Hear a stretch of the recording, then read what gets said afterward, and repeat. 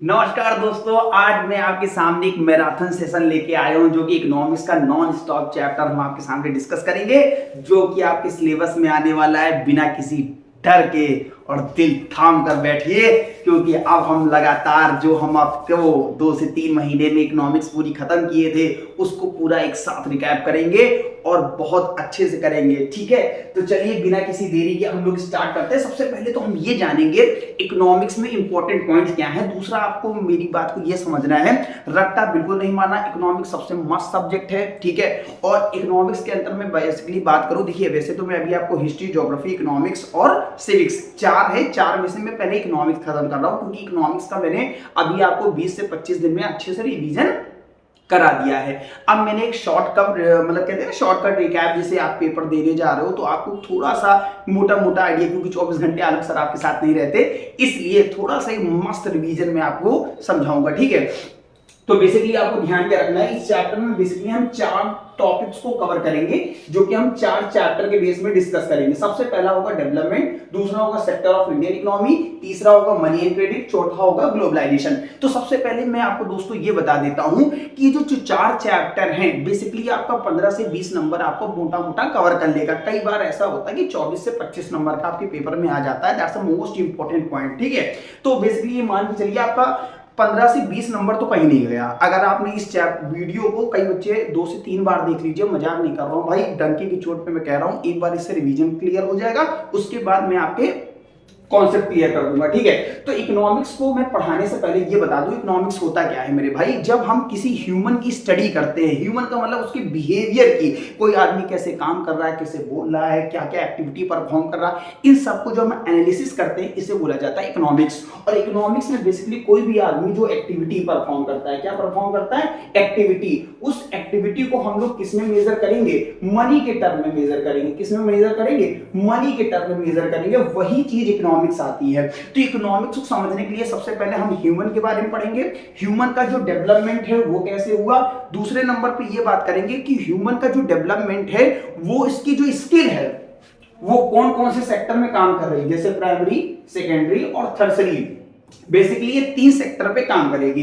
जब ये तीनों सेक्टर पे काम करेगा तो इन्हीं 3 सेक्टर को बेस बनाया जाएगा मनी के साथ। भाई आपने काम किया, आपने जब कोई, जैसे मैं आपको पढ़ा रहा हूं तो आपसे रेम्युनरेशन यानी सैलरी, या आपको कह सकते हो फीस के रूप में कुछ ना कुछ मैं आपसे चार्ज करता हूं। अभी तो आप मेरे दोस्त हो, इस समय करंट टाइम में तो आप मेरे से फ्री लाइव क्लास ले रहे हो, लेकिन जो बच्चे मेरे से ऑफलाइन पढ़ते हैं बहुत डिटेल में, बहुत डीप एनालिसिस में करता हूं, जो कि एक एक चैप्टर 15 से 20 दिन चलता है। मैं हमेशा के तरीके बोल रहा हूं और उसमें मैंने आपको बहुत अच्छे से क्लियर किया है।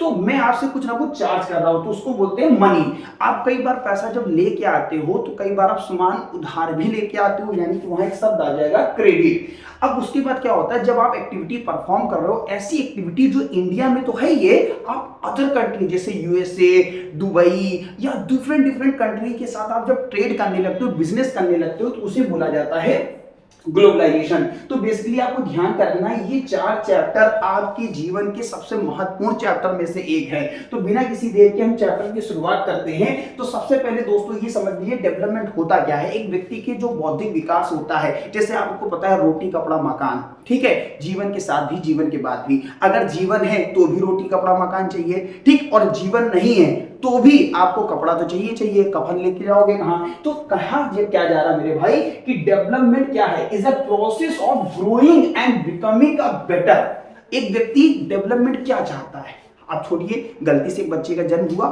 जब बच्चे का जन्म होता है तो उसको हम लोग कपड़े पहनाते हैं। वो बच्चा जब बड़ा होता है तो वो अपने हिसाब से कपड़े पहनना चाहता है। बच्चा और बड़ा हुआ तो वो जॉब करना चाहता है। तो वो क्या कर रहा है, अपनी लाइफ को बेटर बना रहा है।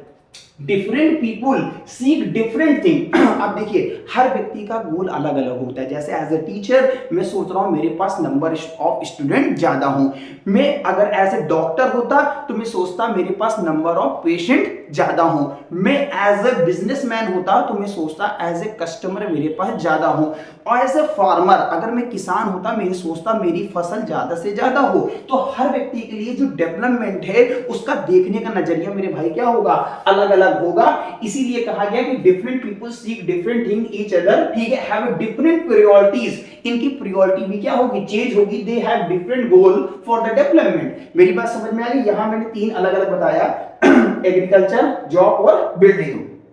उसके बाद हम आगे बात करते हैं कि कोई व्यक्ति जब एक्टिविटी परफॉर्म करता है तो हम डेवलपमेंट को दो बेस में डिवाइड कर देंगे। एक तो वो आएगा जिसे हम कहते हैं मटेरियल थिंग, यानी जिसका फिजिकली एग्जिस्टेंस होता है, जैसे कार हो गया, घर हो गया, ये सारी चीजें। दूसरा नॉन मटेरियल थिंग, जैसे कोई व्यक्ति जी रहा है तो उसको जीने के लिए क्या चाहिए? सबसे पहले फ्रीडम चाहिए, उसको फ्रीडम मिलनी चाहिए कि वो कोई भी काम अच्छे से कर सके, उसके दोस्त हों, साथ ही साथ उसको समाज में इज्जत मिले, समाज में सम्मान मिले, इक्वलिटी मिले, ठीक है। तो इसको बोलते हैं नॉन मटेरियल थिंग। मटेरियल वो जो आपके मनी के बेस में वैल्यू को डिसाइड करता है, नॉन मटेरियल वो है जो आपके मनी के टर्म में वही आपको एक कॉन्फिडेंस देता है, आपको काम करने की क्षमता देता है। मेरे भाई मेरी बात समझ में आ गई? तो ये चीज आपको ध्यान रखना है यहाँ पे। ये चीज अब ये से तो बहुत डिटेल में पढ़ाएंगे मेरे भाई, तो लंबा चल जाएगा, क्योंकि हम लोग रिवीजन के रूप में पढ़ रहे हैं ना, तो मैं फास्ट एंड फ्यूरियस आपको कवर करा रहा हूं, ठीक है। अब हम बात करेंगे people prefer to earn more income to fulfil their daily requirement. देखिए एक इंसान की इच्छाएं क्या होती है? अनंत होती हैं। अनंत का मतलब क्या होता है? अगर मुझे ये आज 10 रुपए में कमा रहा हूं, मैं सोचता हूं कल मैं 20 रुपए कमाऊं, 50 रुपए, 100 रुपए, 200, 500, 1000, 10,000, लाख, 10 लाख, करोड़, 10 करोड़। इच्छाएं कभी इंसान की खत्म नहीं होती। तो people prefer earn more income to fulfil their daily requirement of life. This is not the only component, they want equal treatment, freedom, education, opportunity, security and respect, job, peace, a pollution free environment। हर चीज इंसान को चाहिए। तो यहां पे क्या कह रहे हैं कि अगर एक डोमेस्टिकेशन के बेस पे अगर हम बात करते हैं, हर व्यक्ति जैसे एक इंसान जी रहा है, जैसे सपोज करिए मैं अपने बारे में बताऊं, मुझे घर चाहिए, मुझे ना एक अच्छी लाइफ चाहिए, मुझे मैं घर से कोचिंग आता हूं तो मैं देखता हूं मुझे एक रोड बढ़िया चाहिए, ठीक, मुझे आने के लिए कन्वेंस यानी कार चाहिए। तो मेरी जो नीड्स है वो डेली बेसिस पे क्या हो रही है? बढ़ती जा रही है। और एक इंसान अपनी नीड्स को फुलफिल करने के लिए लगातार कुछ ना कुछ क्या करता है? काम कर रहा है। और सरकार भी इसके लिए अलग अलग प्रावधान कर रही है, ठीक है। तो ये चीज आपको ध्यान रखना है। सरकार ने क्या किया? National development refers to the ability of a nation to improve the standard of living of its citizen. The standard of living of citizen depend on per capita। देखिए एक व्यक्ति की अगर हम बात करते हैं तो एक व्यक्ति को उसकी इनकम के बेस पे हम जज कर लेते हैं कई बार, ठीक। अगर इस व्यक्ति की इनकम अच्छी होती है तो उस देश की इनकम भी क्या होती है? अच्छी हो जाती है। मेरी बात समझ में आ गई? उस देश के नेशन कह सकते हो, नेशन की इनकम अच्छी हो जाती है, यानी उसकी इनकम का योगदान कहां पे देखने को मिलता है? जीडीपी में देखने को मिलता है। मेरी बात समझ में आ गई? अगर जीडीपी में देखने को, और सबसे बड़ी बात क्या, अगर किसी व्यक्ति की इनकम अच्छी है तो इसका मतलब उसका एजुकेशन भी अच्छा होगा, एजुकेशन अच्छा है तो इसका मतलब हेल्थ भी अच्छी होगी। तो ये सब इंपॉर्टेंट पॉइंट आ रहे हैं जो किसी देश के नेशनल डेवलपमेंट के लिए क्या है? महत्वपूर्ण है। साथ ही साथ इन्फेंट मोर्टेलिटी रेट, यानी वहां पे जो बच्चे होते हैं जिनकी जन्म दर माना जाता है 1 साल से कम उम्र के बच्चे जो होते हैं वो लंबे समय तक सरवाइव कर ले जाते हैं। तो ये आपको ध्यान रखना है, डिफरेंट लेवल पे आपको डेवलपमेंट देखने को मिल रहा है, ठीक। समय के साथ हम आगे बढ़ेंगे। How to compare different country और स्टेट, हम किसी देश को कैसे कंपेयर करते हैं। तो दो बेसिक मेन पॉइंट ध्यान रखना, एक तो पर कैपिटल इनकम आता है, पर कैपिटल इनकम, दूसरा जीडीपी के बेस में हम बात करेंगे यानी नेशनल इनकम। नेशनल इनकम कई बार बच्चे गलत लिख देते हैं, इसे हम एनएनपी बोलते हैं, यानी कि नेट नेशनल प्रोडक्ट बोल सकते हैं, ठीक है। एक आता है आपका जीडीपी जिसे बोलते हैं ग्रॉस डोमेस्टिक प्रोडक्ट। अब कई बार नेशनल इनकम क्या है? जो भी आपने टोटल गुड और सर्विसेज प्रोड्यूस की डिफरेंट कंट्रीज की, देखो डिफरेंट कंट्री नहीं बोलोगे मेरे भाई, फाइनल गुड एंड सर्विस बोलोगे। क्या बोलोगे? Final good and services produce by the domestic territory, ठीक, प्लस इंपोर्ट आपने किया माइनस एक्सपोर्ट जो आपने किया, इनके बीच का जो डिफरेंस आता है वो भी आप इसमें ऐड कर दोगे तो वो आपका बन जाता है नेट नेशनल प्रोडक्ट। ये चीज आपको ध्यान रखना है। तो कहा गया है total income of a country in the main criteria of the comparing the development of the country with under developed. देखिए 3 कंट्री, डेवलप्ड, अंडर डेवलप्ड और डेवलपिंग, 3 फेज हैं और तीनों फेज को हमको ध्यान रखना। हर कंट्री को उसकी इनकम के बेस में total income divided by total population पर कैपिटल इनकम निकल आती है। वैसे तो ये मेन क्राइटेरिया बच्चों लेके चलता है, तो ये चीज आपको ध्यान रखना है। अब आती है इन्फेंट मोर्टेलिटी रेट। मैंने पहले ही बताया कि number of children that die before the age of 1 year, 1 साल से पहले के जो बच्चे होते हैं, 1 साल पहले मतलब 1 साल उनका कंप्लीट नहीं होता उससे पहले जो बच्चे डेथ हो जाती है उनको मेजर करने के लिए हम लोग इन्फेंट मोर्टेलिटी रेट लेके आते हैं। तो ये चीज आपको ध्यान रखना, कितना प्यारा सा क्यूट सा बेबी है, ठीक है। अब आती है लिटरेसी रेट। एक व्यक्ति जो होता है लिटरेट यानी पढ़ा लिखा होता है, इसको हम मेजर करेंगे। अगर अगर वो व्यक्ति 7 साल और उससे ज्यादा उम्र का होता है तो उसको हम लिटरेसी रेट में काउंट करेंगे। जो बच्चे स्कूल जाते हैं जिनकी उम्र 14 से 15 साल तक है और वो स्कूल जाते हैं और उनकी अटेंडेंस को यहाँ पे जैसे स्कूल में देखिए कई बार होता है Arun yes ma'am, Parul yes ma'am, ठीक है, तो यहाँ पे क्या होगा, उनको अटेंडेंस को क्या किया जाता है, काउंट किया जाता है, जिसे हम नेट अटेंडेंस रेशियो कहते हैं। समय बदलेगा, जज्बात बदलेंगे, हालात बदलेंगे। अब आते सरकार क्या करती है, पब्लिक फैसिलिटी देती है। जैसे मैंने एग्जांपल पहले बताया, सरकार आज की डेट में आपको स्कूल प्रोवाइड कर रही है, हॉस्पिटल है, ट्रांसपोर्ट है, इलेक्ट्रिसिटी है। इसके अलावा इंडिविजुअल नीड्स आती है जहां पे पब्लिक फैसिलिटी दी जाती है। Not everything can be bought with money. आज की डेट में हर चीज आप पैसे से नहीं खरीद सकते। जैसे आपका एजुकेशन अच्छा है तो आप चाहते हो कि आपको एक फ्रेश इन्वायरमेंट मिले, यानी एयर क्वालिटी अच्छी मिले, ठीक है, तो आप एयर क्वालिटी को मनी के थ्रू नहीं मतलब खरीद सकते हो। तो इसके लिए आपको अवेयर होना पड़ेगा कि आप रिसोर्सेज को एक तरीके से इफिशिएंट यूटिलाइजेशन करो। इफिशिएंट का मतलब होता है बहुत अच्छे से यूटिलाइज करो, उसे कहा जाता है, ठीक है, तो ये चीज आपको ध्यान रखना पड़ेगा। इसके अलावा अगर हम बात करते हैं पब्लिक फैसिलिटी के बेस में, सरकार ने पीडीएस सिस्टम लाया जिसे पब्लिक डिस्ट्रीब्यूशन सिस्टम कहा जाता है। सरकार ने डिफरेंट योजनाएं बनाई हैं। जैसे आपको पता होगा सरकार के कार्ड आते हैं, बीपीएल का नाम सुना होगा आपने, एपीएल का नाम सुना होगा, ठीक है, आपने प्रीवियस क्लास में अंत्योदय योजना के बारे में सुना होगा। ऐसी सरकार कई सारी राशन कार्ड बनाए जाते हैं। तो सरकार क्या कर रही है, ये सब पब्लिक फैसिलिटी दे रही है फॉर दोस्त जो अनेबल टू परचेज, यानी जो अनाज खरीद नहीं पा रहे, सरकार उनको कम रेट में यानी कि मिनिमम एक कह सकते हो नॉमिनल अमाउंट में उनको अनाज उपलब्ध कराती है। तो ये चीज आपको ध्यान रखना है। इसके अलावा बात करते हैं कि Kerala for the preferred living domestic. अब सबसे अच्छा बात करते हैं जो केरला है वहां पे ज्यादातर लोग 90% प्लस लिटरेसी रेट देखने को मिलता है। तो यहाँ पे जो इन्फेंट मोर्टेलिटी रेट है वो बहुत कम है। एडिक्वेट प्रोविजन, यहाँ पे बेसिक हेल्थ फैसिलिटी देखने को मिलती है, पीडीएस सिस्टम अच्छा है, यहाँ पे प्रॉपर एजुकेशन है। तो ये एक अच्छी बात यहाँ पे बताई गई है, ठीक। अब आते हैं ह्यूमन डेवलपमेंट के बारे में। ह्यूमन डेवलपमेंट को बेसिकली मेजर करने के लिए एक संस्थान, इसका नाम है यूएनडीपी। यूएनडीपी होता है यूनाइटेड नेशन डेवलपमेंट प्रोग्राम है, जिसके बेस पे हम ये बताते हैं कि कोई व्यक्ति डेवलप कब होता है और कैसे, क्योंकि इनकी एक अलग अलग अवस्थाएं हैं। आप देख सकते हो हर अवस्था में इनकी एजुकेशन, इनकी क्वालिटी ऑफ लाइफ, इनकी standard of living different level पे क्या होती है, बदलती रहती हैं। तो इनके हिसाब से इनको मेजर किया जाता है, ठीक है। अब सरकार क्या करती है, इनको मेजर करने के लिए डिफरेंट कंट्रीज को अलग, क्योंकि देखिए भारत में अगर बात करें जीडीपी को अलग अलग लेवल पे मेजर किया जाता है। कई बार इसको परचेजिंग पावर प्रायोरिटी के रूप में, कई बार इसको इनकम के बेस में, डिफरेंट लेवल पे।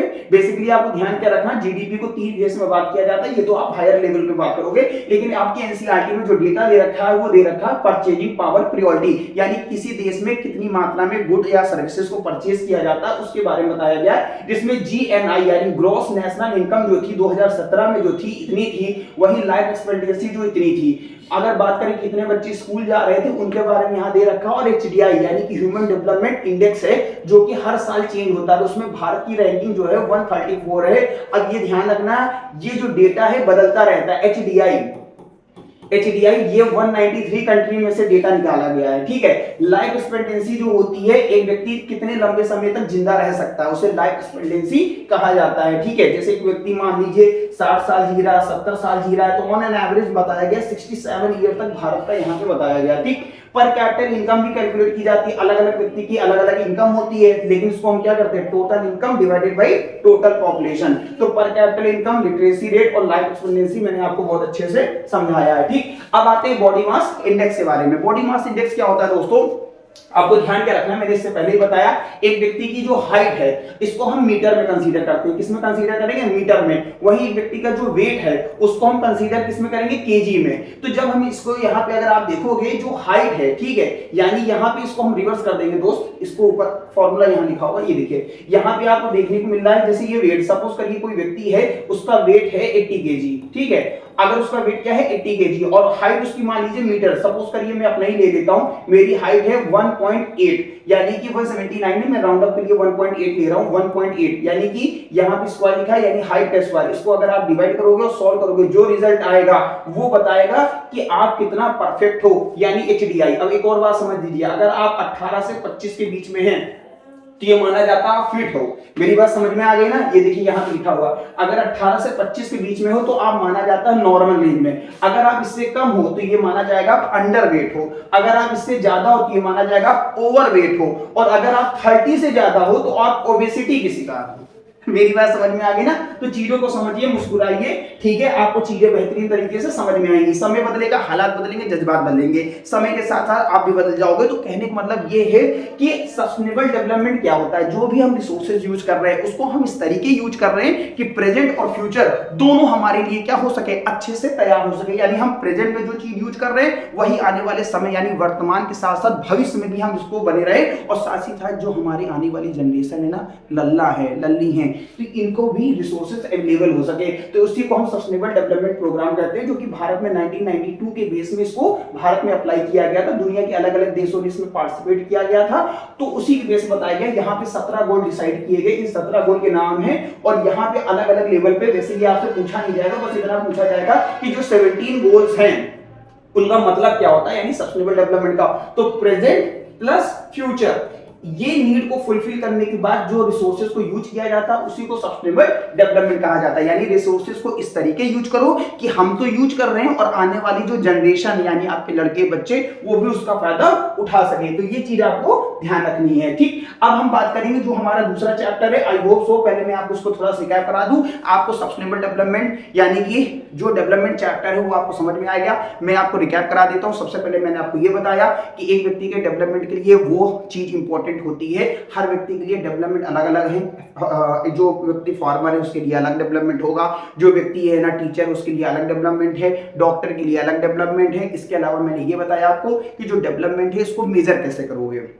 मेजरमेंट करने के लिए पर कैपिटल इनकम के बारे में हमने बात की, ये बहुत इंपॉर्टेंट है। दूसरा हमने ये बात किया कि जो जीडीपी है, ठीक है, ग्रॉस डोमेस्टिक प्रोडक्ट है। दूसरा है ग्रॉस नेशनल प्रोडक्ट या नेट नेशनल प्रोडक्ट कहा जाता है कि एक देश के अंदर जितनी भी गुड और सर्विसेज प्रोड्यूस की जा रही है उसके टोटल सम को हम ऐड ऑन कर देते हैं। जब हम उसको ऐड ऑन कर देते हैं तो इससे क्या होता है, हमारे देश की इनकम के बारे में पता चलता है कि कोई देश की इकोनॉमी क्या है। इकोनॉमी के 3 फेज बताए थे, डेवलप्ड, अंडर डेवलप्ड और डेवलपिंग। तो ये चीज ध्यान रखना है। इसके अलावा हम लोग ने डिस्कस किया इन्फेंट मोर्टेलिटी रेट, हम लोग ने बात किया लाइफ एक्सपेक्टेंसी के बारे में, बात किया हमने बॉडी मास इंडेक्स के बारे में बात किया। मेरी बात समझ में आ गई। ये टॉपिक हमने क्या किया, रिकैप किया है। इसके अलावा थोड़े थोड़े और टॉपिक हैं, मैंने चैप्टर का एक हल्का सा रिकैप दिया। अब मैं आगे बढ़ता हूं क्योंकि हम लोग को टॉपिक सारे कवर करने हैं, ठीक। अब हम बात करेंगे सेक्टर ऑफ इंडियन इकोनॉमी के बारे में। देखिए सेक्टर ऑफ इंडियन इकोनॉमी क्या होता है, जैसे मैंने आपको बताया कि हम आपको पढ़ा रहे हैं, हर व्यक्ति कोई ना कोई एक्टिविटी कर रहा है, उसका मेन मोटिव क्या होता है, टू अर्न मनी। अगर हम कोई समाज में काम कर रहे हैं और समाज में काम करने के लिए हमें क्या चाहिए, पैसा चाहिए, और बिना पैसे के कोई व्यक्ति काम नहीं कर रहा, तो लोग प्राइमरी एक्टिविटी में होंगे या सेकेंडरी एक्टिविटी में होंगे या थर्सरी एक्टिविटी में होंगे, ठीक है। तो जब प्राइमरी एक्टिविटी, सेकेंडरी एक्टिविटी और थर्सरी एक्टिविटी में होंगे तो इनके हम डिटेल एनालिसिस को चर्चा करेंगे। इसको बोला जाता है इकोनॉमिक एक्टिविटी। मेरी बात समझ में आ गई। दूसरा हम बात करते हैं बेसिस ऑफ ऑर्गेनाइजेशन, या तो आप ऑर्गेनाइज्ड होगे या तो आप अनऑर्गेनाइज्ड होगे। मेरी बात समझिए। ऑर्गेनाइज्ड का मतलब होता है कि अगर आप कोई काम सिस्टमैटिक वे से काम कर रहे हो, जैसे हर महीने आपको सैलरी मिल रही है, तो ये क्या है, ऑर्गेनाइज्ड है, हर चीज सिस्टमैटिक वे से हो रही है। लेकिन आपको कभी सैलरी मिल रही है, जैसे आप कैजुअल वर्कर के बारे में बात करिए, कभी मिल रही तो कभी नहीं मिल रही, उसको हम अनऑर्गेनाइज कहते हैं। इसी हिसाब से ओनरशिप के बेस में बात करें तो एक आता है प्राइवेट सेक्टर, दूसरा आता है पब्लिक सेक्टर। प्राइवेट सेक्टर में इंडिविजुअल ओनर होता है और पब्लिक सेक्टर में सरकार मालिक होती है, ठीक है। समय बदलेंगे, हालात बदलेंगे, जज्बात बदलेंगे, अब मौसम बदलेगा। देखो तो प्राइमरी सेक्टर क्या होता है, जो नेचर से रिलेटेड एक्टिविटी में लगा होता है। किसमें लगा होता है, नेचर से related. When we produce a goods by exploiting natural resources, it is an activity of the primary sector, ठीक है। जितनी भी नेचर से रिलेटेड एक्टिविटी है वो सब इसके अंतर्गत आती है, ठीक है। Most of the natural product we get one from agriculture, जैसे dairy, fishing, forestry, and this sector is also called agriculture sector कहा जाता है। तो ये सारी एक्टिविटी किसके अंतर्गत आती हैं, प्राइमरी सेक्टर के अंतर्गत आएंगी, ठीक। दूसरे नंबर पे हम बात करें सेकेंडरी एक्टिविटी, यानी आप रॉ मटेरियल जो होता है, रॉ मटेरियल सपोज करिए आपके सामने कॉटन है, ठीक।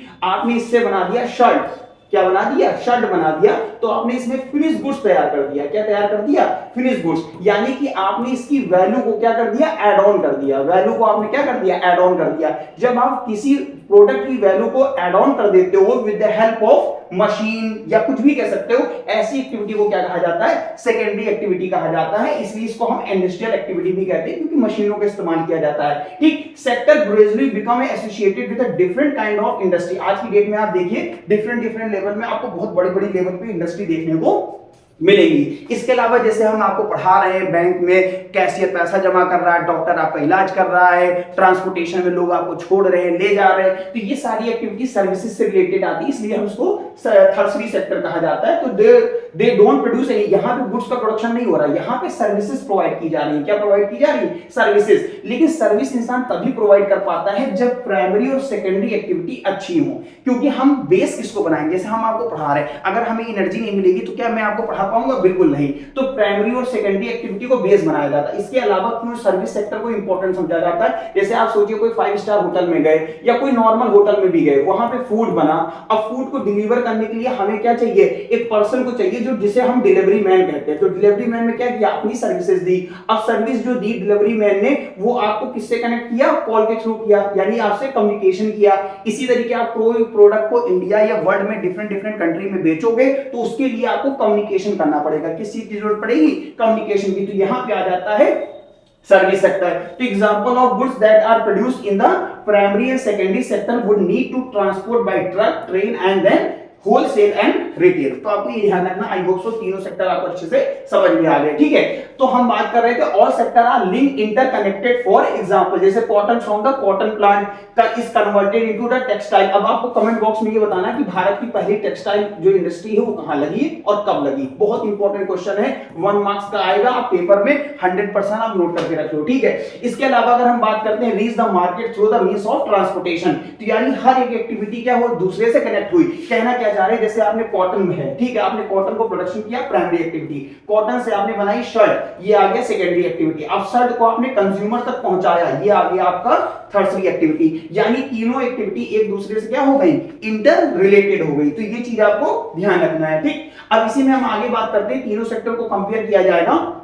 इनका सबसे इंपॉर्टेंट होता है रोल किसमें? जीडीपी में। ठीक है, तो how do we count the various good and service and know the total production in each sector. अगर हम टोटल प्रोडक्शन तीनों सेक्टर को जोड़ देते हैं तो वो क्या बन जाता है? जीडीपी। मेरी बात समझ। जैसे परिवार में 4 लोग रहते हैं, चारों लोगों की अलग अलग इनकम है, तो ये हम इनकम को अगर हम ऐड कर देते हैं चारों लोगों की तो उसे बोलते हैं फैमिली इनकम। वैसे यहाँ पे फैमिली जो है वो 3 है, प्राइमरी, सेकेंडरी और थर्सरी। तीनों से अगर आपने सर्विसेज को क्या कर दिया? ऐड कर दिया, टोटल कर दिया, तो वो क्या बना देगा? जीडीपी बना देगा। मेरी बात समझ में आ गई होगी आपको। तो GDP show how big an economy, और किसी भी देश में नंबर ऑफ पीपल जितना वर्क करते हैं उतना ही ज्यादा उसकी इनकम होती है, और जब इनकम अच्छी होती है तो देश की इकोनॉमी क्या होती है? बिग हो जाती है मेरे भाई। ठीक है, तो जीडीपी के बारे में बात करते हैं। तो यहाँ पे सारी सेक्टर यानी प्राइमरी, सेकेंडरी और थर्सरी तीनों सेक्टर की जो सर्विसेज है एक फाइनेंशियल ईयर के अंदर, उसको जब हम ऐड ऑन करते हैं तो वो क्या बनाता है?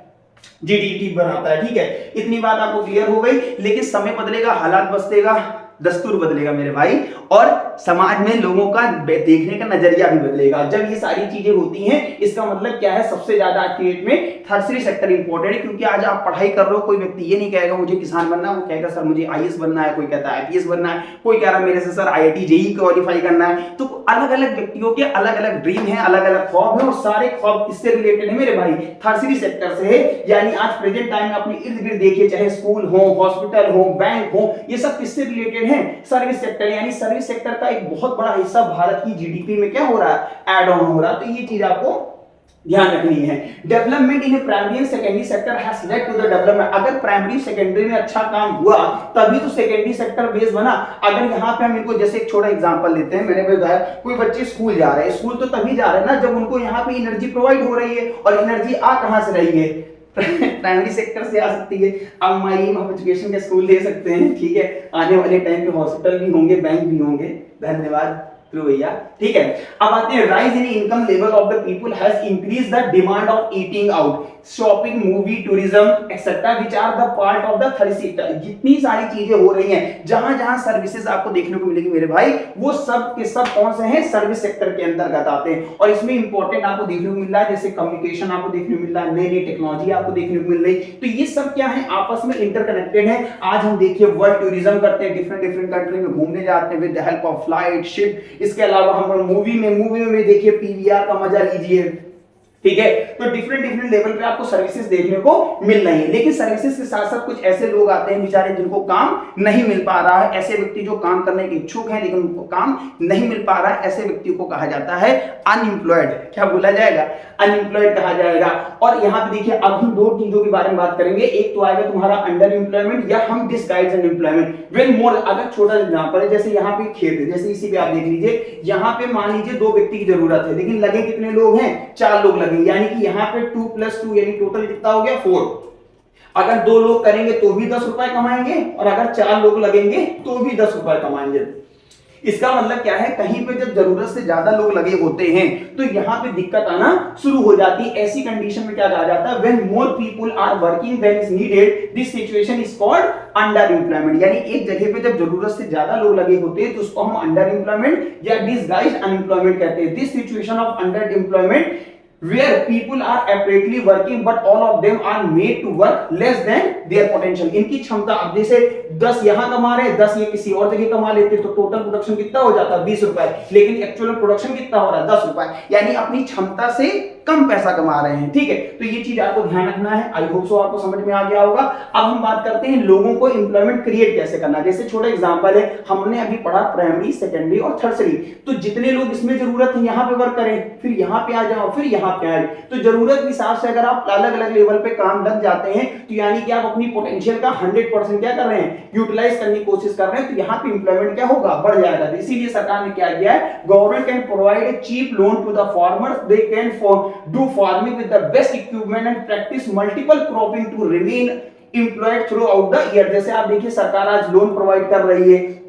आपने नाम सुना होगा नरेगा के बारे में, ठीक है। इसके अलावा मनरेगा आ गया, ठीक है, सरकार 100 डेज के रोजगार की गारंटी देती है। इसके अलावा आपने नाबार्ड का नाम सुना होगा जो लोन प्रोवाइड करती है। ऐसी बहुत सारी सरकार क्या कर रही है? योजनाएं चला रही है जिससे लोग अपने पैसे को इन्वेस्ट कर सकते हैं कहीं डिफरेंट प्लेसेस पे, जिससे उनको क्या मिलता है? एम्प्लॉयमेंट की अपॉर्चुनिटी मिलती है और लोग ज्यादा से ज्यादा क्या करते हैं? प्रोडक्शन करते हैं और अलग अलग इंडस्ट्रियल और रूरल एरिया में जाके वो क्या करते हैं? काम करना शुरू कर देते हैं। तो सरकार डिफरेंट डिफरेंट प्लेस पे अलग अलग तरीके से काम कर रही है। तो मैंने अभी जैसे बताया सरकार ने मनरेगा, ठीक है, मनरेगा का नाम अभी अगर हम बात करें मनरेगा, इससे पहले मैंने डिस्कस कर दिया अकॉर्डिंग टू योर एनसीईआरटी। मैं पहले बात कर दूं 2005 में ये योजना आई थी, जो कि उस समय अगर हम बात करते हैं कांग्रेस पार्टी की सरकार थी। मनमोहन सिंह हमारे देश के प्राइम मिनिस्टर हुआ करते थे। उन्होंने Mahatma Gandhi national rural employment scheme लेके आते हैं जिसमें ये बताते हैं हम किसी भी व्यक्ति को 100 दिन का रोजगार की गारंटी देते हैं। भारत के 625 डिस्ट्रिक्ट में इसको लागू किया गया था और 2009 में,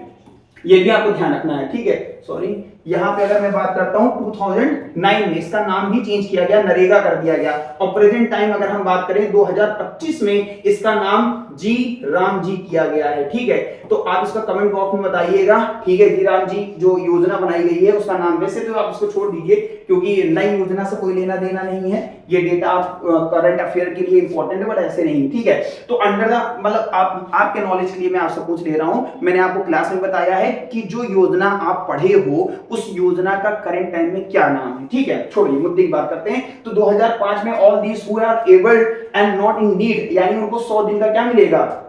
रोजगार मिलेगा। ठीक है, तो ये चीज आपको ध्यान रखना है। इसके अलावा क्या बताया मैंने? ऑर्गेनाइज और अनऑर्गेनाइज। ऑर्गेनाइज वो सेक्टर वो होते हैं जहां पे वर्क जो होता है एप्रोप्रिएट वे में होता है, यानी सरकार का इंपॉर्टेंट रोल होता है जो रूल एंड रेगुलेशन के हिसाब से आता है। लोगों को जॉब की सिक्योरिटी मिलती है, लोग 60 साल तक काम करते हैं, उसके बाद पेंशन पाते हैं, देन आफ्टर रिटायरमेंट होता है। तो इनको ऑफिस में एक अच्छी कंडीशन मिलती है जहां पे इनको गुड इन्वायरमेंट मिलता है, इसकी वजह से वो स्कूल जॉब अच्छी कर लेते हैं, स्कूल बैग में पैसा रख लेते हैं। ये सारी सर्विसेज कहां पे आती हैं? ऑर्गेनाइज सेक्टर में आती है। वहीं अगर हम अनऑर्गेनाइज सेक्टर के बारे में बात करते हैं, बेचारे दिहाड़ी कर रहे हैं, कभी काम मिल रहा है कभी काम नहीं मिल रहा है, सरकार का कोई बेसिकली इंटरफेरेंस होता नहीं है, इनके साथ शोषण होता है, जरूरत से ज्यादा काम कराया जाता है, कोई जॉब की सिक्योरिटी नहीं, कभी काम मिला तो कभी काम नहीं मिला, ना पेंशन मिलती है ना रिटायरमेंट होता है। तो लोग क्या करते हैं? अलग अलग लेवल पे काम कर रहे होते हैं लेकिन इनके लिए इन्वॉल्वमेंट बहुत अच्छा नहीं होता। कई बार है ना ऊपर से गिर के पता लगा जान चली गई। तो ऐसे बहुत सारी दिक्कतें आती हैं जो कि आप अनऑर्गेनाइज सेक्टर में देखने को मिलता है। आई होप सो आप टॉपिक को एंजॉय कर रहे होगे। ठीक है, पानी वानी पीजिए, थोड़ा सा एनर्जी लेके आइए। मैं तो आपको मैराथन सेशन पढ़ा ही रहा हूँ, मेरे तो बोलना काम है और आपको पीना काम है, पानी की बात कर रहा हूँ। ठीक है, समय बदलेगा, हालात बदलेगा, दस्तूर बदलेगा। How to protect the unorganised sector, unorganised sector को हम कैसे बचाएं, यानी कि ये जो सेक्टर है आपको एक चैलेंजिंग फेज में हम देखने को मिल रहा है। तो यहाँ पे कहा गया एक रूरल एरिया आता है, दूसरा एक अर्बन एरिया आता है, यानी एक गांव में काम कर रहे हैं, एक शहर में काम कर रहे हैं। तो जो स्मॉल और मीडियम फार्मर्स हैं इनको टाइमली सपोर्ट देने की बात की, इनकी टाइम आवर को फिक्स कर दीजिए, जैसे 8 घंटे हो गया। ठीक है, उसके अलावा ये जो काम कर रहे हैं इनको प्रॉपर सीट्स मिलनी चाहिए, आसानी से लोन उपलब्ध हो जाए, इनको स्टोरेज फैसिलिटी दी जाए, गुड मार्केट दी जाए, प्राइस वगैरह दिया जाए अच्छा, जिसे हम मिनिमम सपोर्ट प्राइस कहते हैं, एमएसपी कहते हैं। तो ये काम क्या होगा मेरे भाई, बहुत अच्छा से करेंगे। तो ये तो हो गया रूरल एरिया पे। दूसरा, जो व्यक्ति शहर में काम कर रहे हैं, लेबर स्मॉल इंडस्ट्रीज में, उनके लिए भी क्या किया गया, लेबर लॉ बनाया गया है, इंडियन लेबर लॉ। ठीक है, इंडियन लेबर लॉ, जिसके थ्रू ये बताया जाता है कि एक व्यक्ति 8 घंटे काम करेगा, संडे को रेस्ट करेगा, अगर वो एक्स्ट्रा काम करता है तो उसको एडिशनल पे आउट देना चाहिए। इसके अलावा उसको पूरे साल महीने में 4 छुट्टी मिलेंगी, कोई स्पेशल ओकेजन में 2 अलग से छुट्टी मिलेगी। तो ऐसे कुछ सरकार क्या कर रही है, रूल एंड रेगुलेशंस बना रही है जिससे इनको थोड़ा सा फायदा मिल सके। इसके अलावा कुछ बैकवर्ड कम्युनिटीज होती हैं, सरकार इनको क्या करती है, अलग अलग लेवल पे डील करती है, इनके लिए स्पेशल ऑफर देती ताकि इनके साथ कोई भी डिस्क्रिमिनेशन ना होने पाए, कोई भेदभाव ना होने पाए। तो आई होप सो आपको ये टॉपिक भी अच्छे से क्लियर हो गया। ठीक है, तो यहां पे एक चीज और ध्यान रखना है, पब्लिक सेक्टर प्राइवेट सेक्टर मैंने पहले बात किया, जो सरकारी कामकाज हो रहे हैं, जितने दफ्तर सरकारी कामकाज के हैं, जैसे पोस्ट ऑफिस, आर्मी, पुलिस, ये सारे सेक्टर क्या है, पब्लिक सेक्टर से रिलेटेड है। और इसमें पूरा योगदान किसके हाथ में होता है, सरकार के हाथ में होता है, पूरा कंट्रोल सरकार के हाथ में होता है। ठीक है, तो ये चीज ध्यान रखना। लेकिन इसके अलावा हम बात करते हैं प्राइवेट सेक्टर के बारे में, यहाँ करेक्ट कर लीजिएगा प्राइवेट सेक्टर। तो जो प्राइवेट सेक्टर होता है उसका योगदान क्या होता है, प्राइवेट सेक्टर में हाथ में जो ऑनरशिप होती है या इंडिविजुअल के हाथ में होती है या ग्रुप ऑफ पीपल्स होते हैं, या कि आगे क्लास में पढ़ोगे, जैसे इंडिविजुअल हो गया, पार्टनरशिप हो गया, जॉइंट वेंचर हो गया, ठीक है, या कोई कंपनी हो गई। तो यहाँ पे जो मालिकाना हक है वो सरकार के हाथ में नहीं होता, गवर्नमेंट इसमें रोल इंपॉर्टेंट नहीं आती। जैसे रिलायंस एग्जांपल लीजिए, मुकेश अंबानी, गूगल, सुंदर पिचै का नाम ले लीजिए, एप्पल, टाटा, ऐसे अलग अलग कंपनीज है जिसमें इंडिविजुअल ओनरशिप देखने को मिलती है। ठीक है, तो आपको टॉपिक समझ में आ रहा होगा। आई होप सो आपने इस चैप्टर को भी बहुत अच्छे से एंजॉय किया, मजा आया, तफरी लिया। ठीक है, तो आपको बेसिकली ध्यान क्या रखना है, अपने दिमाग में थोड़ा सा जोड़ डालिए, थोड़ा सा जोड़ डालिए, क्या क्या हम लोग ने डिस्कस किया। सबसे पहले अगर हम बात करते हैं 3 तरीके, प्राइमरी, सेकेंडरी और टर्शियरी सेक्टर के बारे में बात किया। दूसरे लेवल पे हम लोग जोड़ डालेंगे, जोड़ डालेंगे, जोड़ डालेंगे। 2 चीज और क्या थी, 2 चीज और क्या थी मेरे भाई, जल्दी जल्दी जल्दी रिकॉल करो। सबसे पहले ऑर्गेनाइज, दूसरा ऑर्गेनाइज। तीसरे नंबर पे अगर हम बात करें तो हमने प्राइवेट सेक्टर और पब्लिक सेक्टर के बारे में डिस्कस किया। तो दूसरा चैप्टर भी आपको मजेदार तरीके से समझ में आ गया। बिना किसी देरी के अगला चैप्टर शुरू करते हैं जिसका नाम है मनी एंड क्रेडिट। हमेशा की तरीके फिर कहूंगा, पानी पीजिए, थोड़ा सा एनर्जी लेके आइए। अब हम बात करेंगे मनी एंड क्रेडिट। देखिए भाई, समय बदलेगा, हालात बदलेगा, दस्तूर बदलेगा।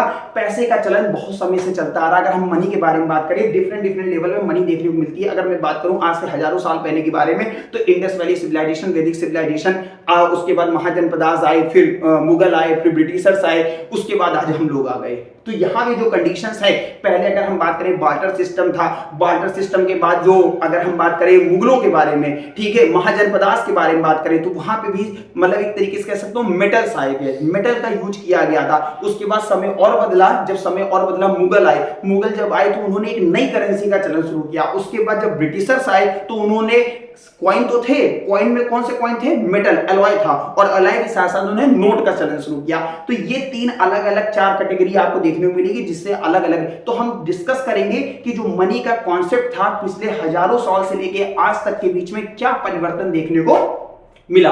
तो सबसे पहले अगर मेरे भाई हम बात करते हैं बार्टर सिस्टम के बारे में। बार्टर सिस्टम एक ऐसी चीज थी, एक हाथ दे एक हाथ ले, लेना देना चलता था। तो लेना देना किस चीज का चलता था मेरे भाई, गुड्स के बदले गुड्स। अब लेकिन दिक्कत ये आती थी मेरे भाई, जैसे ये व्यक्ति इसको गुड्स देगा तो इसके सामने ये दिक्कत होती थी कि ये व्यक्ति जो, जैसे ये फिश है इसके हाथ में, इसके हाथ में मीट है, क्या है मेरे भाई मुझे नहीं पता, लेकिन मान लो तो यहां पे क्या कर रहे हैं, इन्होंने इसको गुड्स दिया, इन्होंने, लेकिन यहां पे दिक्कत आती थी double coincidence bond. Double coincidence bond का मतलब होता है जो ये चाहता है उसके पास ये हो और जो ये चाहती है इसके पास ये हो, यानी दोनों लोगों की अगर इच्छाएं सेम हो रही हैं तो वो आपस में एक्सचेंज कर पाएंगे। ऐसे सिस्टम को बार्टर सिस्टम या सीसी इकोनॉमी कहा जाता था, यानी कमोडिटी टू कमोडिटी, यानी डायरेक्टली, अगर आप यहां ध्यान से समझोगे, directly exchange without the use of money. उस समय तो मनी के बारे में लोग कोई जानता भी नहीं था मेरे भाई, मनी होती क्या चीज है, I really don't know about the money. यानी कि यहां पे क्या करते हैं, both party agree to sell and buy each other the commodity is known as double coincidence bond, यानी दोनों लोग एक दूसरे से सहमत हो जाते हैं। जैसे आज की डेट में अगर हम बात करें, कोई लड़का किसी को प्रपोज किया तो उसने एक्सेप्ट कर लिया, इधर वाले ने प्रपोज कर दिया, दोनों की सहमति है, आपस में चले गए। सेम कंडीशन में यहाँ पे गुड्स को आपस में क्या किया जाता है, दोनों की सहमति है और दोनों क्या करते हैं, एक्सचेंज कर लेते हैं। Since money act as a intermediate, देखिए आज की डेट में अगर हम बात करें, मनी जो होती है एक इंटरमीडिएट करती है जैसे एक्सचेंज प्रोसेस में, और एक्सचेंज प्रोसेस कैसा है, मीडियम ऑफ एक्सचेंज है। मीडियम एक्सचेंज का मतलब है एक बैरियर है, रुकावट है। मेरी बात समझ में आ गई? रुकावट का मतलब क्या, अगर आप कोई चीज आज मनी आप दोगे बदले में तो ही आपको कुछ मिलेगा। जैसे फॉर एग्जांपल आप आलोक सर को फीस दे रहे हो तो आलोक सर आपको पढ़ा रहे हैं, ये बात अलग है, आप लोग मेरे से ऑनलाइन क्लास ले रहे हो फ्री में, ठीक है, लेकिन फिर भी आपकी वजह से मुझे थोड़ा सा इनकम होगी बिकॉज ऑफ यूट्यूब। तो यहाँ पे आपको समझना क्या है कि अगर कोई व्यक्ति सर्विस दे रहा, कोई व्यक्ति गुड्स दे रहा, तो बदले में रिटर्न में उसको कुछ ना कुछ चाहिए, जो कि अभी हम लोग ने सेक्टर ऑफ इंडियन इकोनॉमी में पढ़ा। अब हम बात कर रहे हैं मनी के टर्म में, तो बार्टर सिस्टम आपको समझ में आ जाओगे एक्चुअल में बार्टर सिस्टम होता क्या है। लेकिन समय बदला, हालात बदला, दस्तूर बदला, मैंने इसके बारे में भी बताया। जो मनी है, मनी यहाँ ब्रिटिशर्स के समय देखने को मिली है, यहाँ पे कॉइन देखने को मिल रहे हैं, और ये कॉइन बनाने का काम कौन है, reserve bank of India RBI, जो कि मैंने पहले बताया 1934 में बना था, 1935 में इसको काम करने को मिला, 1949 में इसका नेशनलाइजेशन हुआ। समय बदलेगा, हालात बदलेगा, तो करेंसी क्या होता है, accepted from a form of money including coin. यहाँ पे दो ही चीज, या तो कॉइन है या तो पेपर है। समय बदल गया, आज तो आपको देखने को मिल गया मनी के डिफरेंट, जैसे प्लास्टिक मनी आ गई, और भी बहुत सारे मनी के फॉर्म है जो कि आप आगे की क्लास में से पढ़ोगे। फिलहाल यहाँ पे भी आपको दो ही चीज ध्यान रखना, कॉइन हो गया और पेपर हो गया, ठीक है, तो ये चीज आपको ध्यान में रखना है, ठीक। उसके बाद आगे आते हैं जो पैसा होता है। सपोज करिए यहाँ पे एक बैंक है और बैंक में पर्सन ए ने यहाँ पे लाके 10,000 रुपए जमा कर दिया। अब बैंक ने क्या किया, पर्सन बी को यही पैसा यहाँ पे इसने क्या किया, डिपॉजिट किया। क्या किया, डिपॉजिट किया, और बैंक ने इस पर्सन को क्या कर दिया, लोन दे दिया।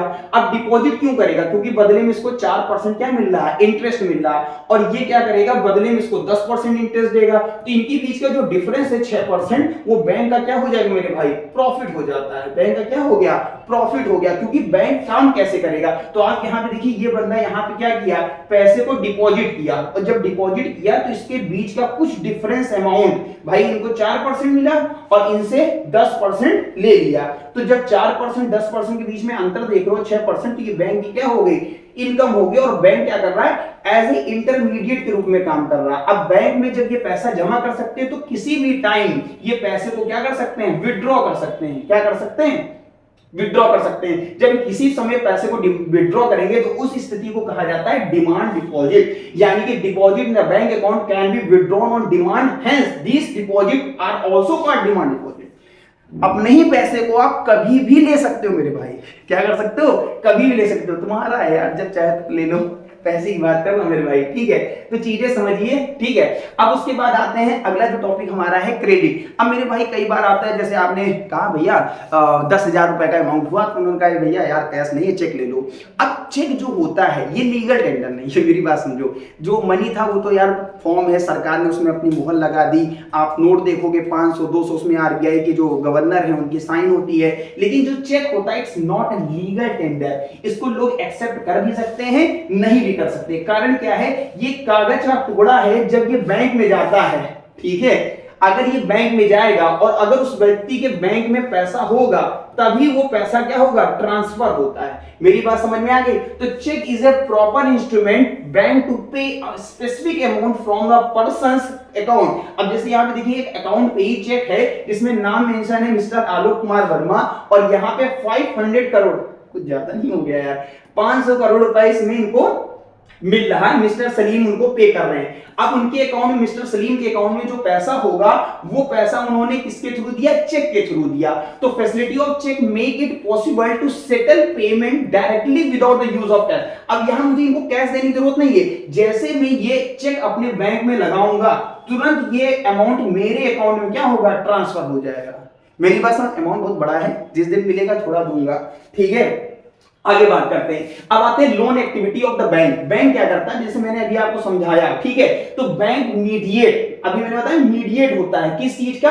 एक डिपॉजिटर हो गया, दूसरा बोरोवर हो गया, इनके बीच में एक मिडिल मैन का काम करता है। बैंक चार्ज करता है हायर इंटरेस्ट, मैंने आपको शुरू में बताया, और ये क्या करते हैं, जो बंदे जिससे आप उन्होंने डिपॉजिट किया उसके बीच का जो डिफरेंस अमाउंट आता है, देखिए यहां पे जो डिपॉजिटर है और यहां पर जो इनको हायर अमाउंट में इंटरेस्ट मिल रहा किससे? जिसको इन्होंने लोन दिया, उसके बीच का जो डिफरेंस अमाउंट होता है वो बैंक की क्या होती है? इनकम होती है, ठीक है। तभी इनको क्या हो गया? मजा आ गया, ठीक है। अब आगे बात करते हैं टू डिफरेंट क्रेडिट सिचुएशन। एक चीज आपको ध्यान रखना है, ये आपके एनसीईआरटी के बेस में है। मैंने एक चैप्टर मनी एंड क्रेडिट बहुत अच्छे से पढ़ाया, उसमें दो सिचुएशन को मैंने बहुत अच्छे से समझाया था। एक फेस्टिवल सीजन था, दूसरा अगर हम बात करें स्वप्नाश प्रॉब्लम थी, ठीक है। तो जो फेस्टिवल प्रॉब्लम था इसमें मैंने बताया था कि एक व्यक्ति था, ठीक है। मैं शॉर्टकट बता दे रहा हूं मेरे भाई, अगर आपको डिटेल में देखना है तो इस स्टोरी को आप वहां से देख लोगे तो आपको ज्यादा अच्छे से क्लियर हो जाएगा, ठीक है। क्योंकि आप पेपर के बिहार पे तो ज्यादा नहीं कह सकता हूं, लेकिन हाँ थोड़ा सा आपको ध्यान रखना है। जैसे कोई व्यक्ति काम कर रहा है, जिस सीजन में उसकी इनकम होगी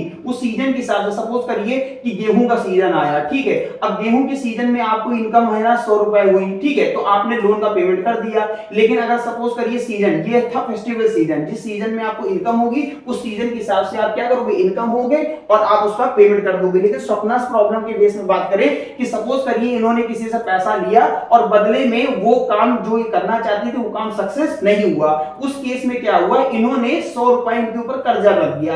अब इस 100 रुपए को पेमेंट करने के लिए इन्होंने फिर से लोन लिया 100 रुपए, तो यानी कि 100 रुपए ये 100 रुपए, अब इनके ऊपर लायबिलिटी 200 की आ गई। एक तो 100 रुपए इनको ये देना है, दूसरा इन्होंने 100 रुपए जिससे लिया है वो भी, तो इनके ऊपर लायबिलिटी लगातार क्या हो रही है? बढ़ती जा रही है। और जब लायबिलिटी बढ़ेगी उस सिचुएशन को क्या कहा जाता है? डेब्ट ट्रैप। यानी जब आप लोन के ऊपर लोन लेते चले जाओ, लोन लोन लोन, यानी एक कर्जे को पूरा करने के लिए दूसरा कर्जा, दूसरे को पूरे करने के लिए तीसरा कर्जा, ऐसी सिचुएशन को डेब्ट ट्रैप कहा जाता है। क्या बोला जाता है?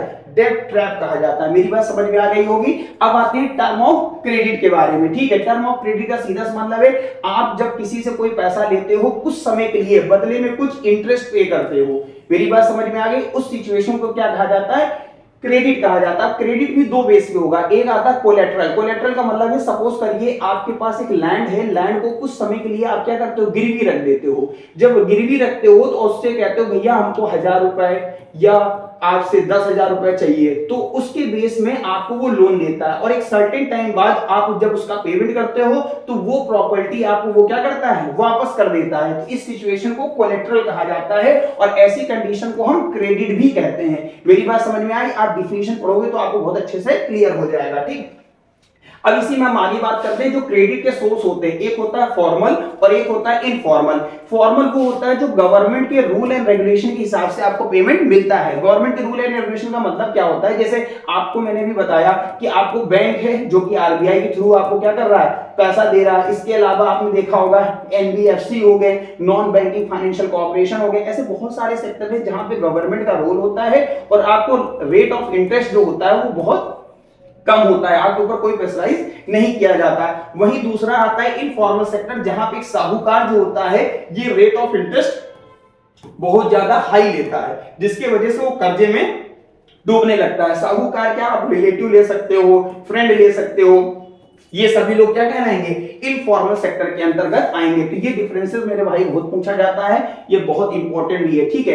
तो जैसे मैंने बताया कि यहाँ पे आरबीआई कंट्रोल होता है, यहाँ पे आरबीआई का कंट्रोल नहीं होती है। आरबीआई इसमें समय समय पे गाइडलाइन ध्यान मतलब जारी करती है कि कोई भी मेन मोटिव प्रॉफिट मेकिंग नहीं होना चाहिए। यहाँ पे ऐसी कोई गाइडलाइन नहीं है, इस वजह से यहाँ पे बहुत सारी अनफेयर ट्रेड प्रैक्टिस भी हो जाती है। यहाँ पे इंटरेस्ट का रेट बहुत कम होता है, यहाँ पे इंटरेस्ट का रेट बहुत ज्यादा हाई होता है, या जो हिसाब से ये रखना चाहे उस हिसाब से रख सकते हैं, ठीक है। तो ये चीज आपको ध्यान रखना है। इसके अलावा आता है self help group. Self help group मेरे भाई क्या होता है? इसमें 15 से 20 महिलाएं क्या होती हैं, ग्रुप में आती हैं और कुछ कुछ मात्रा में थोड़ा, सपोज करिए 10-10 रुपए सब लोगों ने इकट्ठा कर दिया, जिस व्यक्ति को जरूरत होती है उसको उठा के पैसा दे दिया जाता है। ऐसे ग्रुप को बोला जाता है सेल्फ हेल्प ग्रुप। और इसमें क्या होता है, कई बार 100 तक बंदे यहाँ पे आ जाते हैं। डिपेंड करता है कि उस व्यक्ति की इनकम क्या है। जैसे सपोज करिए 15 व्यक्ति हैं, सबने 100-100 रुपए दिया, ठीक है, तो 15 गुणे 100 करोगे तो कितना हो गया, 1500 रुपए हो गया। अब इसकी एबिलिटी आती है, वैसे तो अमाउंट का यहाँ पे रेशियो दे रखा है, लेकिन समय के हिसाब से बहुत सारी चीजें चेंज होती जाती है, ठीक है। तो ये चीज आपको ध्यान रखना है, लोकल एरिया में इसकी बहुत ज्यादा इंपॉर्टेंस है। तो decision regarding the loan used in taken by the members of the group like the interest, ठीक है, ड्यूरेशन, पर्पस, अमाउंट एक्सेट्रा, ये चीज बहुत इंपॉर्टेंट फैक्टर है। क्योंकि सेल्फ हेल्प ग्रुप पूरा होता है, इसको सरकार भी क्या करती है, सपोर्ट कर देती है, ठीक है। कि सरकार कैसे सपोर्ट करती है कि भैया ये सोशल वेलफेयर का काम कर रहा है, तो कई बार अगर कोई लोन का पेमेंट नहीं कर पाता तो उस कंडीशन में सरकार इनकी हेल्प करती है। तो members can take small loan from the group itself, regular meeting of the group provide a platform to discuss and act on variety of social issues, ठीक है। तो यहाँ पे ग्रुप बन के सारी चीजें मैंने आपको समझा दी। तो इस चैप्टर की भी रूपरेखा वो हमने बहुत अच्छे से डिस्कस कर लिया। जो ये चैप्टर था आपका मनी एंड क्रेडिट, देखिए मनी और क्रेडिट। मनी एक ऐसी चीज मैंने बताई जिसके अंदर पहले बार्टर सिस्टम था, बार्टर सिस्टम के बाद आया मनी, और बार्टर सिस्टम में गुड्स के बदले गुड्स यानी कमोडिटी के बदले कमोडिटी था, दूसरा था मनी। मनी के बाद उसमें भी दो तरीके की मनी थी, एक करेंसी था यानी पेपर, दूसरा था कॉइन। समय बदला, उसके बाद प्लास्टिक मनी भी आई, जैसे एटीएम कार्ड हो गया, क्रेडिट कार्ड हो गया, डेबिट कार्ड हो गया। तो ये चीज आपको ध्यान रखना है। इसके अलावा चेक आता है। चेक एक ऐसी व्यवस्था होती है जिसमें आप किसी व्यक्ति को कैश दिए बिना डायरेक्टली पेमेंट ट्रांसफर कर देते हो। अगला केस आता है क्रेडिट का। क्रेडिट एक ऐसी सिचुएशन होती है जहां पे पैसा आपको उधार मिलता है। उधार का मतलब क्या होता है, बदले में आपको क्या देना पड़ेगा, कुछ इंटरेस्ट देना पड़ता है। इंटरेस्ट भी दो, एक होता है कोलेटरल और एक होता है नॉन कोलेटरल। जब आप अमाउंट किसी से उधार लेते हो तो बदले में कोई चीज गिरवी रख देते हो, तो जब गिरवी रखते हो तो उसको बोलते हैं कोलेटरल, और जब आप गिरवी नहीं रखते हो तो उसे बोलते हैं नॉन कोलेटरल, ठीक। जैसे एग्जांपल के रूप में एक आता है फॉर्मल सेक्टर, दूसरा आता है इनफॉर्मल सेक्टर। फॉर्मल सेक्टर वो होता है जहां पे बैंक रूल एंड रेगुलेशन के द्वारा लोन आपको देती है, और इनफॉर्मल सेक्टर वो होता है जहां पे रूल और रेगुलेशंस नहीं होते हैं। जैसे आपके फ्रेंड्स हो गए, रिलेटिव हो गए, रिश्तेदार, इन सब से आप पैसा ले लेते हो, यहाँ पे रेट ऑफ इंटरेस्ट हाई होता है। लेकिन जहाँ पे आप लोन ले रहे हो बैंक से, तो यहाँ पे आपको एक कंपल्सन होता है कि कुछ समय बाद आप आसानी से पैसा वापस कर लोगे विदाउट एनी प्रेशर। लेकिन जब आप फ्रेंड, रिलेटिव इन सब से लेते हो तो यहाँ पे सरकार को कोई रोल नहीं होता। कई बार पैसा मिलता है, कई बार पैसा डूब जाता है। तो ऐसी व्यवस्था यहाँ देखने को मिल रही है। अब अगले टॉपिक पे आते हैं बिना किसी देरी के, ग्लोबलाइजेशन, जो कि आपका आखिरी है इस चैप्टर का, ठीक है। बार बार कह रहा हूं, पानी पीजिए, मुस्कुराइए, आपका प्यार और स्नेह मेरे साथ बना हुआ है। मैं आपको लगातार इंटरटेनमेंट के साथ कॉन्सेप्ट को क्लियर कर रहा हूं, क्योंकि एक मैराथन सेशन चल रहा है जिसमें मैं पूरी एनर्जी के साथ आपको पढ़ा रहा हूं, ठीक है। अब हम बात करेंगे globalisation and the Indian economy. सबसे पहले मेरे भाई चीजों को समझिए। जैसे आज प्यार मोहब्बत लोग करते हैं, ठीक है, प्यार की कोई सीमा नहीं होती है, ठीक है, कभी भारतीय तो कभी विदेशी। कहने का मतलब ये मेरे भाई कि अगर आप कोई गुड्स को या तो इंडियन टेरिटरी में परचेज कर रहे हो, या इंडियन टेरिटरी के बाहर परचेज कर रहे हो, या इंडियन टेरिटरी में सेल कर रहे हो, या इंडियन टेरिटरी के बाहर यानी जैसे यूएसए, ठीक है, बांग्लादेश, पाकिस्तान, ठीक है, डिफरेंट नेशन में आप सेल कर सकते हो। तो जब गुड्स एक से ज्यादा यानी दो या दो से ज्यादा कंट्री के बीच में बिजनेस करता है, सेल या परचेज करता है, इंपोर्ट एक्सपोर्ट करता है, तो उस कंडीशन को हम क्या कहते हैं, ग्लोबलाइजेशन कहते हैं। और जब ये कंडीशन होती है, इस कंडीशन को एमएनसी कहा जाता है, जिसे हम बोलते हैं मल्टीनेशनल कंपनी। तो यहाँ पे अगर हम बात करते हैं एमएनसी, जो डिफरेंट कंट्रीज को आपस में क्या करेंगी, इंटरकनेक्टेड करेंगी with the help of aeroplane, ship, ठीक है, डिफरेंट एरिया से इनको क्या करते हैं, कनेक्ट करती हैं। तो यहाँ पे देखिए आप रॉ मटेरियल जा रहा है, कहीं से फिनिश गुड्स आ रहा है, तो एमएनसी क्या करती है, इनको हेल्प करती है प्रोडक्शन अक्रॉस द कंट्री। ये आपको ध्यान रखना है। MNC not only sell their finish product globally but also the good and services are produce globally. जैसे आज की डेट में देखिए गूगल हो गया, मैं आपको यूट्यूब में पढ़ा रहा हूं, तो ये सब क्या है, सर्विसेज हैं। ऐसा नहीं कि गुड्स ही बेच रहे हैं, ये सर्विसेज भी अपनी सेल कर रहे हैं। This is done so that the cost of production is almost 50 से 60%। MNC can earn greater profit. देखिए एमएनसी जो होती है, जो मल्टीनेशनल कंपनी होती है, डिफरेंट पर्सन। छोटे एग्जांपल है, जितने ज्यादा लोग हमारी वीडियो को देखेंगे, हमारे कंटेंट को देखेंगे, जितना आपसे प्यार मुझे मिलेगा, उतना ही हमारी रीच बढ़ती जाएगी। जब रीच बढ़ेगी तो उसका प्रॉफिट सिर्फ मुझे ही नहीं मिलेगा। सबसे पहले तो प्रॉफिट यूट्यूब को मिलता है। जब यूट्यूब को अच्छी अर्निंग हो जाती है तो उनको लगता है यार तुम मेहनत कर रहे हो, तुमने काम अच्छा किया, लाओ तुमको कुछ पैसा दे देता हूं, तो उस कंडीशन में वो उसको अमाउंट पे करते हैं। ठीक है, तो ये चीज आपको ध्यान रखना है। तो यहाँ पे क्या है, इंटरनेट, जैसे मैंने आपको बताया कि कंट्री ए ने इनके साथ इंटरकनेक्ट किया। ठीक है, अब जैसे और छोटा एग्जांपल इसमें जो लिखा हुआ है वो आप रीड करते हैं। पैसा दो तरीके से भारत में इन्वेस्ट होता है, एक होता है एफडीआई और एक होता है एफआईआई। एफडीआई होता है फॉरेन डायरेक्ट इन्वेस्टमेंट। सपोज करिए यूएसए ने भारत में कुछ बैंक खोल दिए, तो बैंक जब खोले तो उन्होंने बिल्डिंग बनाई, स्ट्रक्चर्स बनाए, तो यहाँ पे भारत में इन्होंने पैसा लगाया। इस कंडीशन को बोलते हैं एफडीआई यानी फॉरेन डायरेक्ट इन्वेस्टमेंट। तो investment made by the company based in our country usually on MNC into the company based on another. दूसरा होता है एफआई यानी फॉरेन इंस्टीट्यूशनल इन्वेस्टमेंट, जैसे यहाँ पे शेयर, डिवेंचर, इन फॉर्म में जब पैसा लगाते हैं तो उसे बोलते हैं एफआईआई। तो ये दो बेस हैं जिसके थ्रू ये क्या करते हैं, पैसा इन्वेस्ट करते हैं। तो ये चीज आपको ध्यान रखनी है। अब दोनों कई बार क्या होते हैं, दो अलग अलग बिजनेस आपस में आके पार्टनरशिप कर लेते हैं। जैसे आपको पता है यहाँ तो महिंद्रा अमूल का एग्जांपल है, मैं एक अच्छा एग्जांपल आपको देता हूँ। जैसे आपने सुना होगा मारुति सुजुकी, दो अलग अलग कंपनी आपस में आके क्या होगी, मर्ज हो गई। तो जब दो कंपनी अलग अलग लेवल पे मर्ज होती हैं तो उनका बिजनेस क्या होता है, बड़ा हो जाता है, एक्सपेंड हो जाता है। इस कंडीशन में एक शब्द आता है पार्टनरशिप आता है। तो ये आपको ध्यान रखना। पार्टनरशिप जो लोकल कंपनी होती है उनके साथ मिलती है और उनके साथ मिलकर एक बड़ा बिजनेस डेवलप करती है। तो यहाँ पे नोट्स हैं वो आप उसको एनालिसिस कर सकते हो। अभी मैंने आपको फॉरेन ट्रेड आपको समझाया और इंटीग्रेशन ऑफ द मार्केट। देखिए फॉरेन ट्रेड का सीधा मतलब क्या होता है, दुनिया की डिफरेंट कंट्री के साथ आप क्या करते हो, बिजनेस करते हो। जब बिजनेस करते हो तो उसमें क्या होता है, आप अपनी सर्विसेज को क्या करते हो, शेयर करते हो। तो यानी foreign trade is a trade between the different country of the world. It is also called a international trade और एक्सटर्नल ट्रेड और इंटर रीजनल ट्रेड कहा जाता है। वहीं foreign trade help in the international of the market, it facilitate movement of goods and services between the country.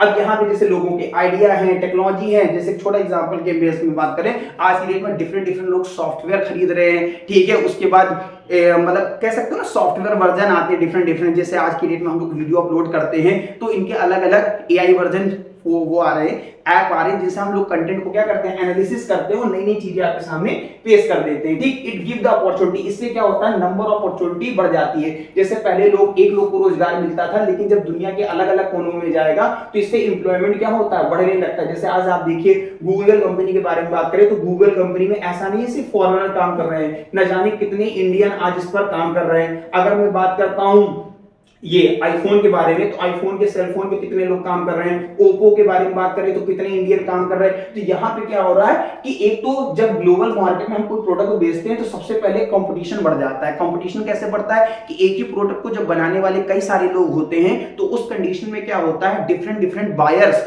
जो होते हैं वो चूज करते हैं कि which one is a best product, आप उस अमाउंट में कौन सा अच्छा प्रोडक्ट होगा। इस कंडीशन को बोला जाता है इंक्रीजिंग कंपटीशन। और जब कंपटीशन इंक्रीज होगा तो वैरायटी ऑफ प्रोडक्ट मार्केट में क्या होंगे, ओरिजिनेट होंगे और इससे कंपटीशन का लेवल भी बढ़ता चला जाएगा और प्राइस की वैल्यू लगातार क्या होगी, डाउन होती जाएगी। तो foreign trade thus result in connecting the market और integration of the different countries. ठीक है, अलग अलग कंट्री के साथ क्या करते हैं, इंटरकनेक्ट करते हैं। इस स्थिति को ही क्या कहा जाता है, ग्लोबलाइजेशन कहा जाता है। तो आई होप सो ग्लोबलाइजेशन का आपको टॉपिक समझ में आ गया कि रैपिड इंटीग्रेशन किया जाता है डिफरेंट कंट्रीज के साथ। ठीक है, तो ये चीज आपको समझ में आ गई। और मैं एक चीज और बता दूं, factor that have enable the globalisation. कौन कौन से ऐसे फैक्टर है, जैसे ट्रांसपोर्टेशन कहीं पे बहुत ज्यादा अच्छा है, ट्रेन है, शिप है, हाईवे है, ठीक है, इनके थ्रू, या कहीं पे कम्युनिकेशन बहुत ज्यादा अच्छा है, ठीक है, आईटी कंपनीज अच्छी हैं, इसके बेस पे भी ग्लोबलाइजेशन क्या होता है, बहुत बड़े लेवल पे हिट होता है। कई बार क्या होता है, डिफरेंट लेवल पे जब ग्लोबलाइजेशन होता है तो कोई कंट्री अपनी ज्यादा एक पॉलिसी को इंप्लीमेंट ना करे तो वहां पे आता है WTO यानी वर्ल्ड ट्रेड ऑर्गेनाइजेशन, जो कुछ बैरियर लगा देता है, यानी ट्रेड को करने से रोक देता है। उस कंडीशन को बोला जाता है ट्रेड बैरियर। अब ट्रेड बैरियर होता क्या है, जिसमें हम टैरिफ लगा देते हैं। टैरिफ क्या होता है, यानी कि हम डोमेस्टिक गुड्स को बचाने के लिए दूसरे फॉरेन गुड्स पे क्या होते हैं, टैक्स लगा देते हैं, जिससे हमारे जो डोमेस्टिक प्रोडक्ट हैं वो मार्केट में क्या होते हैं, बच जाते हैं। यानी टैक्स ऑन इंपोर्ट, यानी हम एक लिमिट लगा देंगे, क्या कर देंगे, लिमिट लगा देंगे, जिसे हम कोटा कहते हैं। मेरी बात समझ में आ गई। और जब हम लिमिट लगा देते हैं तो हमारे जो लोकल गुड्स हैं उनकी मार्केट में वैल्यू बनी रहती है। मेरी बात समझ में, जैसे एग्जांपल ग्रुप में देता हूं तो आपको समझ में आएगा। जैसे रिलायंस का कोई प्रोडक्ट है, सपोज करिए वो 10 रुपए का, वहीं अगर हम फॉरेन कोई प्रोडक्ट के बारे में बात करेंगे तो उसकी प्रोडक्ट की वैल्यू कितनी होगी 15, और ऐसा इसलिए कहा गया है कि अगर इनका प्रोडक्ट अच्छा है तो कोई इनका प्रोडक्ट खरीदेगा नहीं, तो मार्केट में इनकी वैल्यू को बढ़ाने के लिए, सपोज करिए इसकी ओरिजिनल प्राइस 8 रुपए है, तो इसकी प्राइस को बढ़ा के क्या कर दिया गया 15, ताकि इसको हम सेव कर सकें। ठीक है, तो ये चीज ध्यान रखना है आपको। इसी में हम अगला पॉइंट बताते हैं WTO, जो कि आपको मैंने पहले ही बताया। WTO में प्रेजेंट टाइम में 164 मेंबर कंट्रीज हैं। कोई बहुत ज्यादा अपनी पॉलिसी को बहुत ज्यादा हाई ना करते, यानी बहुत ज्यादा टैक्स ना लगा दे, इस पे कंट्रोल करने के लिए दुनिया के लेवल पे एक संगठन बनाया गया है जिसे कहा गया WTO। WTO जो है वो 1995 में बना था। इसका पुराना नाम general agreement trade and tariff था। ठीक है, समय बदलेगा, हालात बदलेगा, जज्बात बदलेंगे, इसका कॉन्सेप्ट भी बदलेगा। तो कुछ रूल एंड रेगुलेशंस होती है जिसके बेस पे ये कॉन्सेप्ट आया है। फाइनली हमारा लेक्चर जो है वो एंड हो चुका है। ठीक है, और इसमें हमको एक चीज आपको ध्यान रखना है, बस लास्ट टॉपिक है मेरे भाई। ठीक है, एक पॉजिटिव इंपैक्ट है, दूसरा नेगेटिव इंपैक्ट है। पॉजिटिव इंपैक्ट का मतलब है ग्लोबल लेवल पे LPG रिफॉर्म आया था इंडिया में, जिसे बोलते हैं लिबरलाइजेशन, प्राइवेटाइजेशन एंड ग्लोबलाइजेशन, जो कि 1991 में आया था, जिसे हम न्यू इकोनॉमिक रिफॉर्म कहते हैं। यहाँ पे क्या हुआ, प्राइवेट कंपनी को लाइसेंस आसानी से मिल गया। यहाँ पे क्या हुआ, पब्लिक सेक्टर जो थे वो किसमें कन्वर्ट हो गए, प्राइवेट सेक्टर में। और ग्लोबलाइजेशन, जहाँ पे 2 या 2 से ज्यादा कंट्री आपस में ट्रेड कर रहे हैं, तो इससे क्या हुआ, बहुत ज्यादा मात्रा में वैरायटी ऑफ प्रोडक्ट देखने को मिले। क्या देखने को मिले, वैरायटी ऑफ प्रोडक्ट। लेकिन डोमेस्टिक, इसका लोकल इंपैक्ट क्या हुआ, जो लोकल डोमेस्टिक कंपनी थी उनकी सेल क्या हो गई, डाउन हो गई। जब सेल डाउन हो गई तो इस कंडीशन में वहां पे शटडाउन आ गया, और जब शटडाउन हो गया तो भारत में एक तरीके से अनएम्प्लॉयमेंट की सिचुएशन जनरेट हो गई। तो कहीं ना कहीं इसके पॉजिटिव इंपैक्ट है, कहीं ना कहीं इसके नेगेटिव इंपैक्ट है। और यहाँ पे मेरा सेशन समाप्त हो जाता है। आई होप सो आप वीडियो को बहुत ज्यादा लाइक किए होंगे। ठीक है, मैं आपके प्यार और इसलिए के लिए बहुत ज्यादा धन्यवाद देता हूं। आप इसको बहुत तेजी से शेयर करिए। धन्यवाद।